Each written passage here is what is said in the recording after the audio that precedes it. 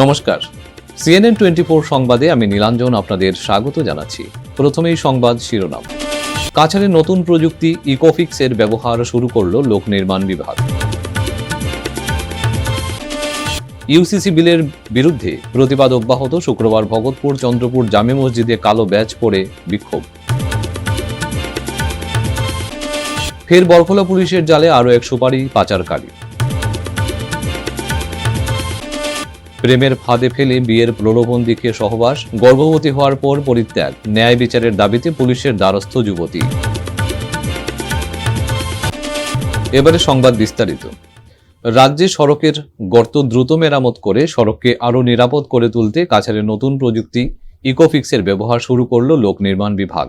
শুক্রবার কাছাড় জেলার আইরংমারা এলাকায় রাজ্য মহাসড়ক ৩৯-এ অনুষ্ঠিত হল আধুনিক ইকোফিক্স প্রযুক্তির সরাসরি প্রদর্শনী।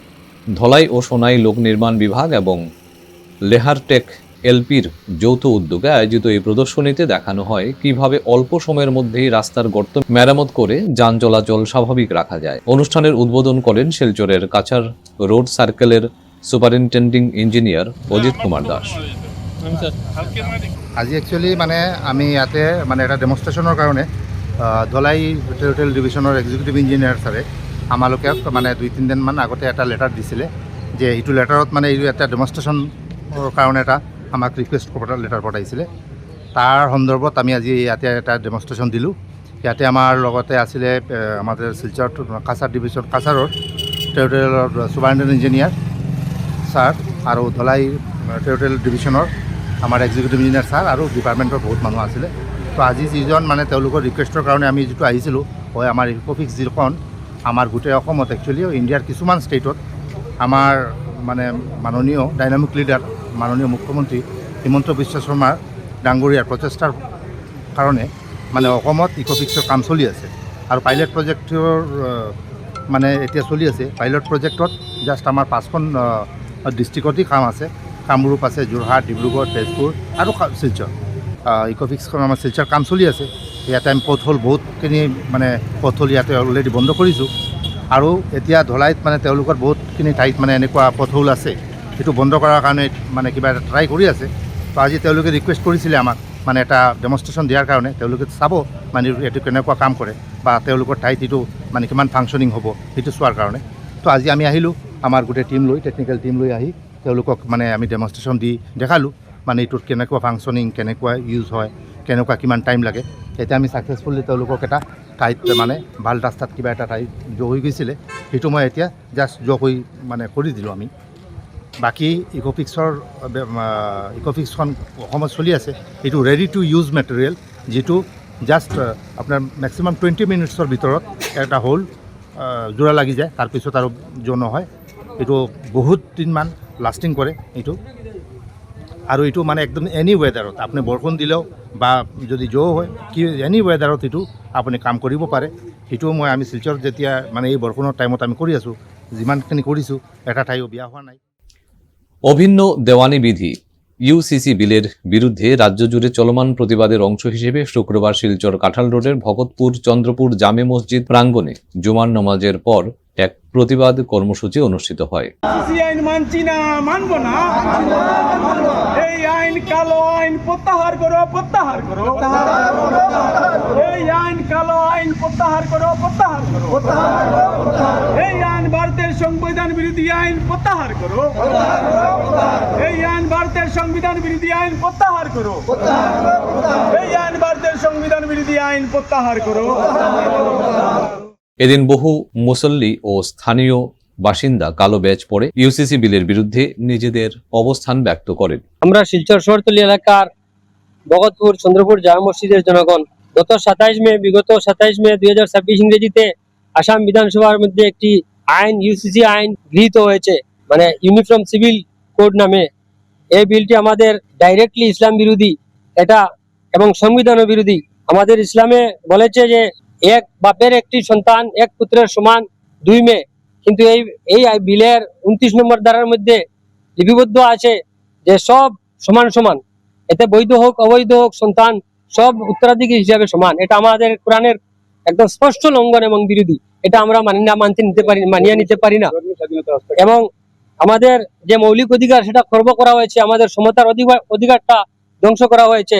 তাই আমরা এই বীরের বিরোধিতা করতে গিয়ে আমরা একটি প্রতিবাদী সভা এখানে অনুষ্ঠিত করছি এবং আমরা সবাই একসাথে প্রতিবাদ জানাই, ধিক্কার জানাই, এই বিল বাতিল করা হোক, বাতিল করা হোক, বাতিল করা হোক, এই বিল বাতিল করা হোক, বাতিল করা হোক। বাতিল করা হোক। এবং ভারতের আমাদের দেশে মহান এই দেশের সংবিধান আছে, সেই সংবিধানের ধারা অনুযায়ী সংবিধানের ধারার মধ্যে লিপিবদ্ধ আছে 14, 21, 25, 26 এবং 29 এই ধারাগুলি ডাইরেক্ট লঙ্ঘন করা হয়েছে। তাই আমরা এই ভারতের সংবিধান বিরোধী কোনো আইন আমরা মানিয়ে নিতে পারছি না এবং পারবো না। শুধুমাত্র আমাদের যে আমরা ইসলাম ধর্মাবলম্বী মানুষ, সংখ্যালঘু মানুষ এই দেশের, আমাদের সংখ্যালঘুর যে মৌলিক অধিকার সেটা খর্ব করা হয়েছে। তাই আমরা রাজ্যপালের কাছে এবং PM সাহেবের কাছে এবং হোম মিনিস্টার সাহেবের কাছে আমরা মেমোরেন্ডাম আমরা কথাটা জানাই যে এই বিলের বিপক্ষে আমাদেরকে রাখা হোক। জেলা যেভাবে তফসিলি জাতি এবং উপজাতি জনগোষ্ঠীকে এই বিলের বাইরে রাখা হয়েছে, তাই আমরা এই সংখ্যালঘুদেরকেও এইভাবে বাইরে রাখা হোক। গতকাল গভীর রাতে অটো দিয়ে সুপারি পাচার করতে গিয়ে সুপারি সহ আটক এক।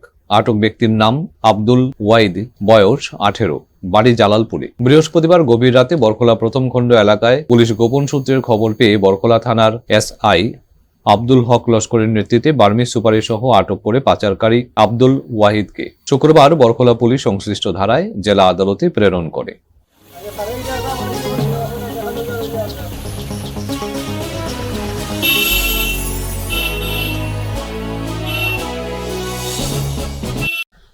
প্রেমের ফাঁদে ফেলে বিয়ের প্রলোভন দেখিয়ে সহবাস, গর্ভবতী হওয়ার পর পরিত্যাগ, ন্যায় বিচারের দাবিতে পুলিশের দ্বারস্থ হলেন যুবতী। অভিযুক্ত যুবকের বিরুদ্ধে জ্যেষ্ঠ পুলিশ সুপারের কাছে লিখিত অভিযোগ দায়ের করেছেন ওই যুবতী। ছেলের আগে সম্পর্ক আসলো, ছেলেটার নাম হইল গিয়া আবু সেলিম লস্কর। সম্পর্ক তো ফেসবুক থেকে নিয়েছে, 1.5 বছর হয়ে যায় প্রায় সম্পর্ক। আর এখন তো হ্যাঁ সম্পর্ক করিয়া তখন হ্যাঁ আমারে নিচে গিয়া। আমার বাড়ি হলো গোবিন্দপুর পার্ট 1, ছেলের বাড়ি বড়খলা উজাননগর পার্ট 2। হ্যাঁ আমারে আমি কুটুমগড়ও আসলাম, যে কুটুমগড় তাই নিয়ে আমার লিয়া গেছে ডাইরেক্ট বেঙ্গলোর হে গ্যারেজে কাজ করে। আমার এইখান থেকে নিচে নিয়ে তো রুম রাখছে, ফ্যামিলি রুম রাখি আমার লাগে 5 মাস পর্যন্ত সংসার করছে, অবৈধ করছে, শারীরিক লিভিং রিলেশনও আসলো। তারপরে তো 5 মাস তাহার পরে তো আমার ফলাই আই গেছে। তখন তো তার ফ্যামিলির যে নাইছি, ফ্যামিলি হলে আমার রেসপন্স দিছই যে আমরা আইনমু, যেভাবে হোক আমরা আইনমু। আমরা ছেলে ঘটনা করিলেই এখন তো আর কিছু করার নাই। আমি তো জানিও নি আমার একজন মানুষের লাইফ বরবাদ করতাম না, আমার ছেলে হোক আর যে সার ছেলে হোক, আমি আইনমু। বর্তমান অবস্থায় আমি প্রেগনেন্ট অবস্থায় কইছে আমি ছাড়িয়ে যাইতাম না। এখন তো 3 ঢুকছে, আগের দিনও কইছে যে আমি ফালাই যাইতাম না কোনোদিন, আমার বাচ্চা আছে। এরকম আমার চলার লাইন কইছে যে কেয়ারফুলে তাকিও, এরকম সব কিছু মানে আর কি কেয়ারফুলে রাখার লাইন কইয়া অত রেসপন্স দিয়া তারপরে আমার হলে দিন সেদিন মানে বিনা হইয়া ফেলাই আইছে। আর রুম তো ছাড়িয়া অন্য রুমও রাখি আইছে, আমার অন্য রুমও কইয়া আমারে ফাটাইছন। আমি আইছি আবার পরে তো তারা এখন রেসপন্স দেন না, দিয়াও দেন না। বিচারে শেষ করিলেই তো তুরাতুরি পয়সা দিয়া। আমি তো আর পয়সা আমি চাই না, আমার যেটা বরবাদ করছে লাইফ, এখন আমার জীবন চাই, আমি পয়সা চাই না। আর নাইলে আমার যাওয়ার রাস্তা নাই, এখন আমি রাস্তায় রাস্তায় ঘুরি। আর আমি হসপিটালের বারিন্দা থাকছি কতদিন, কই থাকতাম এখন আমি, আমার তো থাকার জায়গা নাই। আর গরো আমার এখন রেসপন্স দিতরা না, গরো এখন কীভাবে দিবা? সবে সমাজে মুখ দেখাইতে পারি আর না, এরকম ঘটনা হয়েছে। এখন খেয়ে আমারে সাপোর্ট করবো এরকম মাতো। থানাতে FIR করছি, থানাতে FIR করার পরে তারা এখানে রেসপন্স দিছে না। তখন আমি এসপিতে আইছি, এসপি দিয়ে আইছি। এসপি স্যারে রিসিভ দিছেন, তারা এখানে ফাটাইছেন। তারা কেন গেলে বড়খোলা গেলে রেসপন্স দেয় না, বড়খোলা ওসি স্যারে রেসপন্স দিছেন না দেওয়ার কারণে এখন আমি বাধ্য হইয়া social media.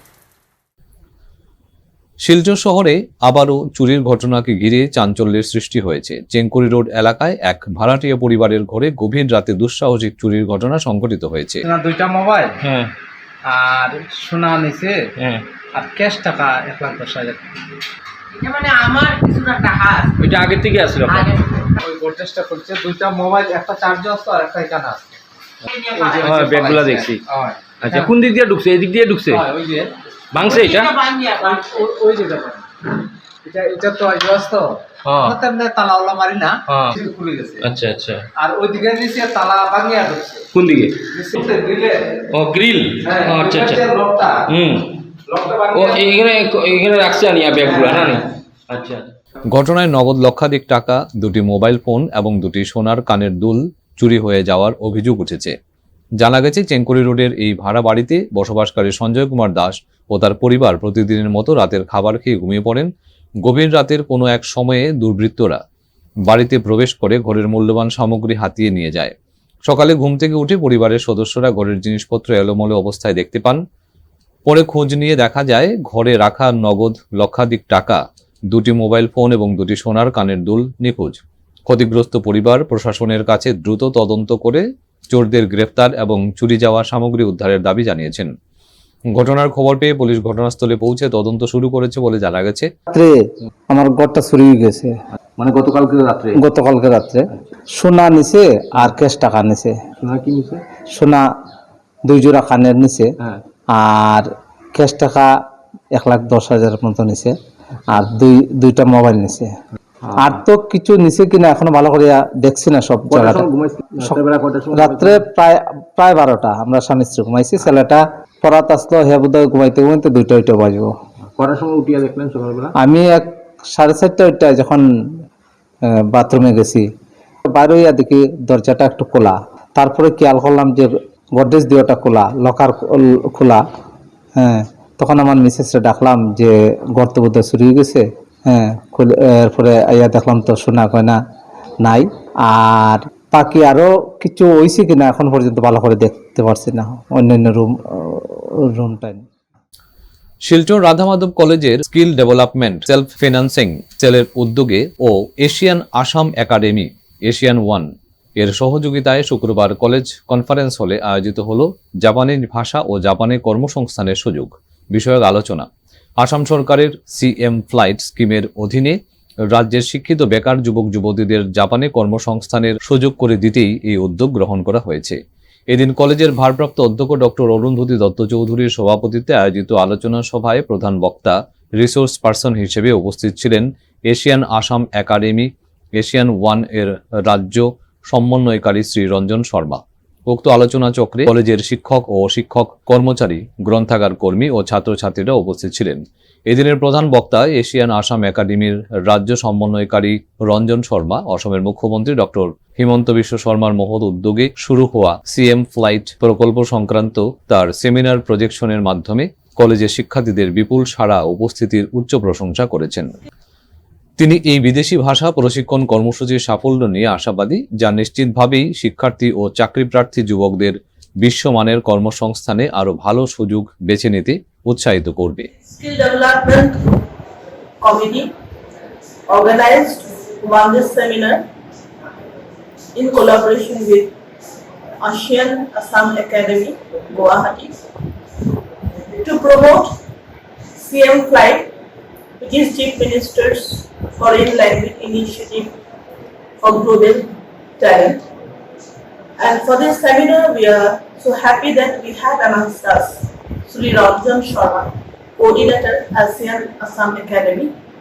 So he has elaborately described, explained, and made clear all the issues, all the factors, concepts connected with this scheme to enlighten our students so that they can join such schemes initiated by our Chief Minister, Dr. Himanta Biswa Sharma, and to empower them with foreign language training so that they can also compete internationally and they can be skilled with employability skill. So we have with us Dr. Sharma sir. So how do you like this There's the CM type about the students. Students are very interested, and I think most of students are interested in coming days. We'll get more students from your colleges and laboratory also. So looking forward to this program, and it's a dream project of our CMSR project. So hope we will get some number of students. And Sarpans are looking for candidates or students from Assam. So I am here in Guwahati and I am visiting lots of places in Assam, members of colleges in Assam, and do seminars in colleges and getting good response, very, very good response. And nowadays and coming days, more students are coming in this platform and they learn Japan and they will go to Japan for their career. আজকের মতো সংবাদ এ পর্যন্তই। নমস্কার।